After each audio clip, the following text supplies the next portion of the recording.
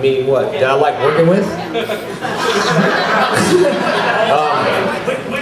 They were two totally different people. I worked with Amy Jo for a long time, you know what I mean? So, I don't know. I mean, I like working with her. She was there for a while, and it just, everything kind of changed, you know? It just seemed like some people, like, and I was happy they come on. They knew everything was great. Then someone else leaves, someone else came in. It's just weird, you know? And then when she left, someone else replaced. It just got to the point where it was just like, you know, I don't know. It just wasn't the Power Rangers that I once knew. You know what I mean? We used to have so much fun together. Yeah, we did. And then it started changing. It started getting really like, you know, I'm kind of corporate. Yeah. You know, you got to watch your back. Yeah. That's how it is. You know, I like working with Amy. She's cool, and Catherine was cool too, and my brother liked her too. So spent some time with Amanda. My brother did with her. Ooh, I didn't know that. That's another panel. For like after like 12:30. Because if you knew my brother, you'd be like, "Oh, we're just hanging out." Okay, man. When you started, did you ever imagine that it would be this big or that it would keep going?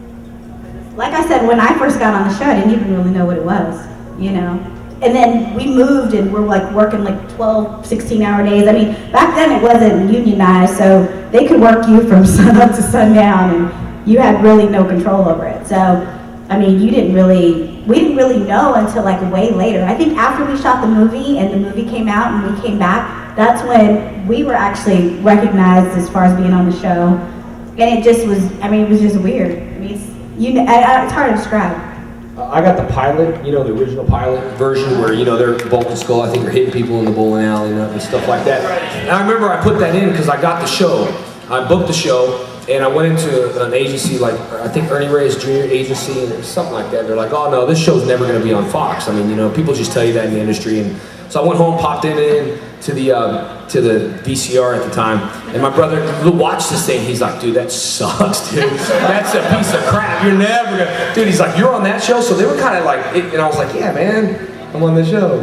But people were like, "I don't know if that's gonna last." But you know, cheese sells, man. Kids eat cheese sticks all day long. I mean, I did that appearance at Topanga Mall. Someone not here, but they saw me when they were 14. The guy was walking over there and said, "I saw you at Topanga Mall." And the only reason I remember is because Santa Claus was over there, and they had like 10 people in line for Santa Claus, and 5,000 people in line to see me. And the whole headlines were "Tommy beats out Santa Claus. Tommy beats out Santa Claus."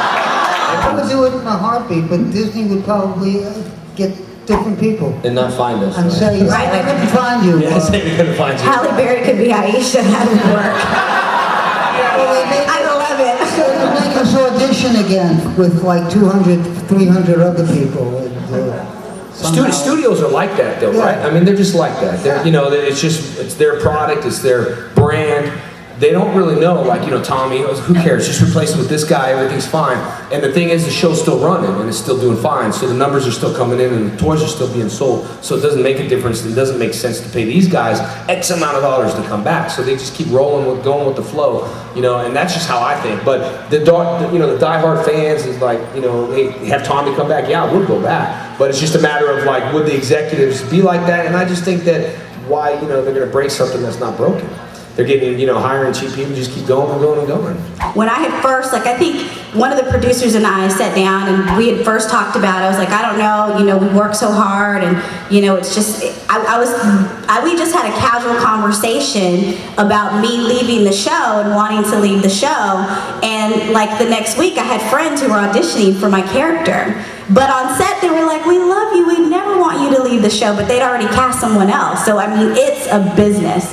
No lie. So I knew I had to go, you know? Because honestly, it's not about us, it's not about what you guys want, it's about making money. That's sad, but true. Honestly, you know, Doug and Ann are friends of mine, and Doug Sloan and Ann Knapp are friends of mine, good people, but they're, you know, last year on Disney, they figured out what they can do to boost ratings up for the Power Rangers show, so it would save their career. And obviously the ratings boosted up to 2.6, but you know, I kind of got used, man, honestly. But the bottom line is, I use them too. So this is one of those things, you know. I mean, I teach kids in the industry martial arts, and But that's where it came from. When somebody's in jeopardy, the producers, the executive producers, they don't talk to me. Doug Sloan right now and Nat, they don't talk to me right now. They called me when they were like, oh man, let's get him back. That'll boost up ratings, then we can stay at Disney longer. I don't even think they're at Disney anymore. That didn't help because now more mini producer people are doing that whole thing. So they just tried and, well, ratings did boost up though, but they're gone, so am I, type of thing, you know? No, I'm not that type of person. I was telling them, it was funny when we were on our way in here, that I ran into Haim Saban and he didn't even know who I was. True story, but I'm not that type of person. Hey, it was a part of my life. It was a great part of my life. I'm here. I get to meet all of you. It is what it is, and I'm a happy person. Haim's a nice guy. When it came down to the movie, they wanted to replace all of the voiceover actors with different actors for some reason. They thought we were going to ask for too much money, and they actually started auditioning other actors. I had friends going up for Lord's Head, and Haim Saban stepped in and said, "No, you have to use the people from the TV show." So he has a heart. He's a nice guy. I don't know why he sold out to Disney. It was very For $1 billion but, to run for ambassador of Israel. That's why.